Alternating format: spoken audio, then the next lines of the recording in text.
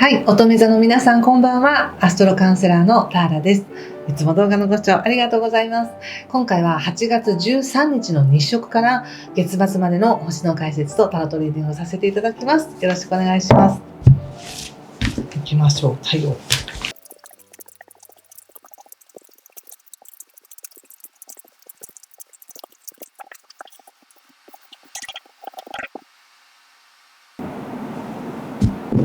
はい、じゃあ一緒に見てみましょう。お願いします。死神の逆、ワンドキング、ワンドクイーン、カップナイト、ソードエース、カップの8、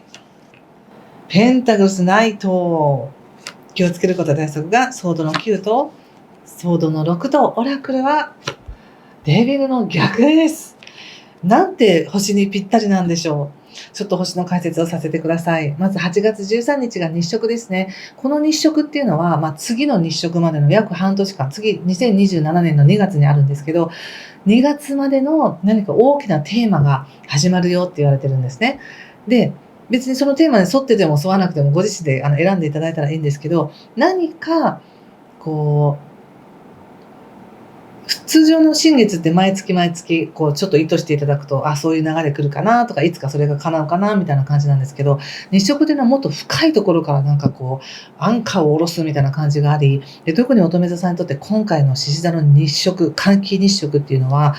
本当に見えないところのバックグラウンドで行われているって感じがあるので、これはもう理屈ではなく、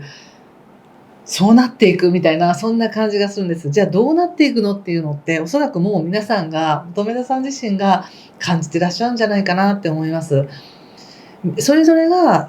これまで生きてきた生き方があり、頑張ってきた、やってきたことがあり、それを卒業して次に行こうとするみたいな、そんな感じなんですよね。で、これってすぐにこの8月の13日が日食だからってその日に全部終わらせるとかそういうことではなく、これ大きなテーマの始まりなんですね。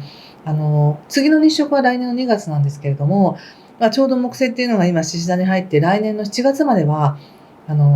いろいろ整理して調整していく時だよっていうことの始まりがもう始まっているので、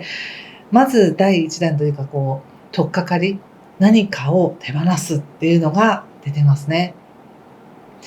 いいと思う。こういう時は本当に委ねてほしいです、私。なんとかしようとかせずに、もうその感覚のままその波に乗っておくみたいな感じが一番、いい風にたどり着くなって感じがしますよ。そして、8月23日以降はですね、太陽が乙女座に入ってくるので、お誕生日迎える方もいらっしゃると思います。おめでとうございます。で、8月25日も水星が乙女座に入ってくるので、太陽も水星も乙女座に入ってくると、やっぱりシャキーンとしてくるっていうか、そうだった、私こんなことする場合じゃないみたいな感じで、本当にやろうとすることにちゃんと着手していくっていう感じがあります。で、もちろんお誕生日が9月の方もですね、もう太陽が乙女座に入る自分の星座に入ってくることによって、なんとなく光を浴びているっていうのかな、新しい自分というものを自覚しやすくなると思います。で、さらには8月28日が月食なんですけれども、この月食っていうのは月はね、魚座なんですが、ちょうど太陽が乙女座にいるので、乙女座さんの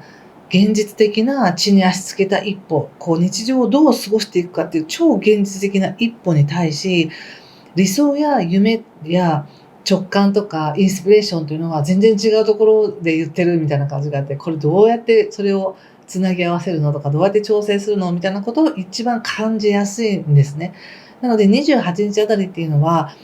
自分がどうしていくかっていうのって分かってても、本当にこれで大丈夫みたいなそわそわしたりとか、そういうこともあるかもしれません。でもとっても必要なことが行われてるなって感じがします。で、カードで見てももうバッチリそれが出ていて、もうまず第一にもうオラクルにこのデビルの逆が出てるっていうのは、これまでの自分のコンプレックスはもう手放していいんですよって。昔の傷や自分がこだわってたこと、これだけは誰にも知られたくないみたいなこととか、そういうのってもう終わったよみたいな。もういいよって、そのことを隠そうとしたり、そのことを何とかしようとしなくても、もう十分経験できた自分は次に行けるよみたいな感じがしました。これはもう時を経ないと来ないメッセージですよね。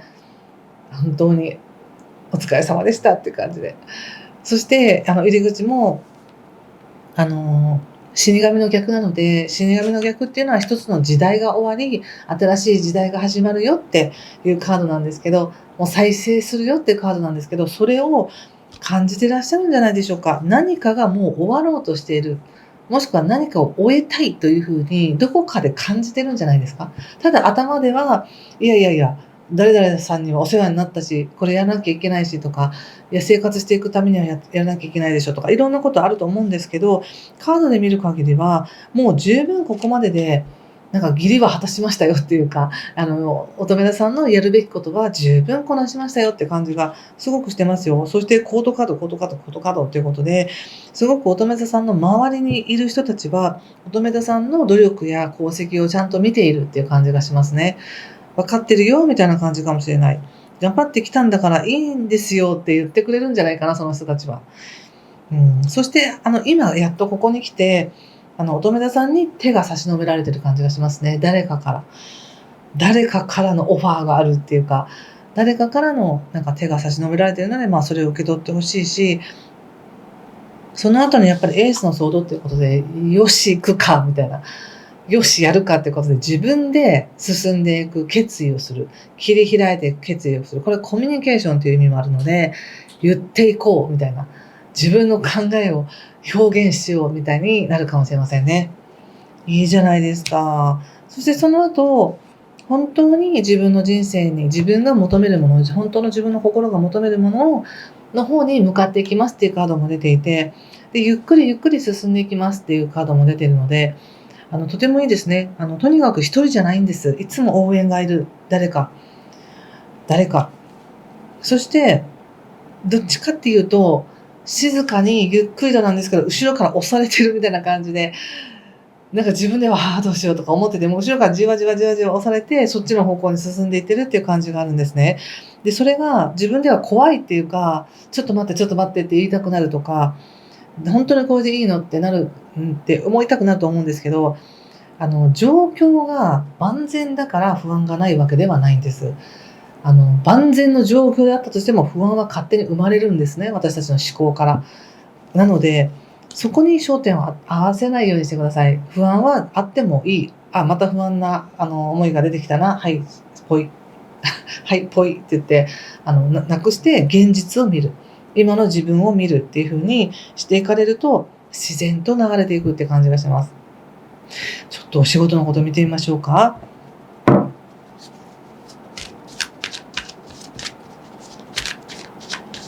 お仕事。ワンドの6、ワンドの7、ソードの6ということで、また出ましたね、ソードの6。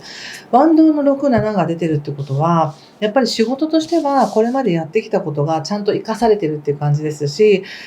評価もされてますね。だからこそ、その周りの人の評価としては、乙女座さん頑張ってくれるから、じゃあもうちょっと頑張ってって言って何かまた仕事がやってくるって感じがあり、でも乙女座さん的には、いや、もう結構ですみたいな感じがあって、もうちょっとこれ以上は与えないでくださいみたいな感じがありますね。だけど、やっぱり何かがゆっくりと進んでます。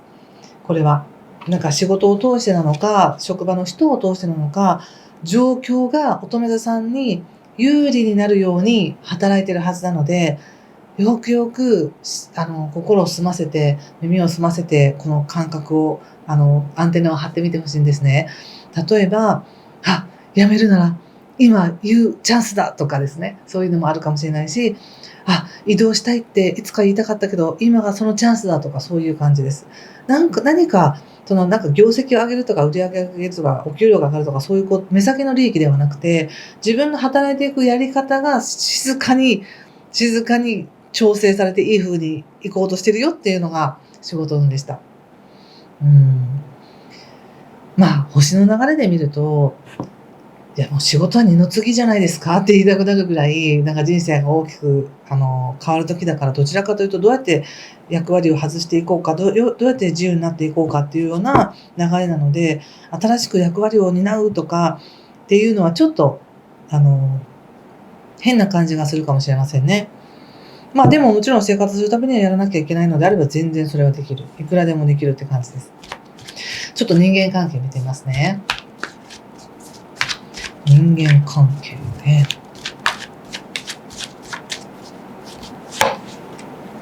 カップの3、ソードの7、フールということで、人間関係もこれまで通り、友達の付き合いとか、会社の付き合いとか、そういうのは全然これまで通りやっていける。だけどなんだか一人になりたいんだみたいな感じがします。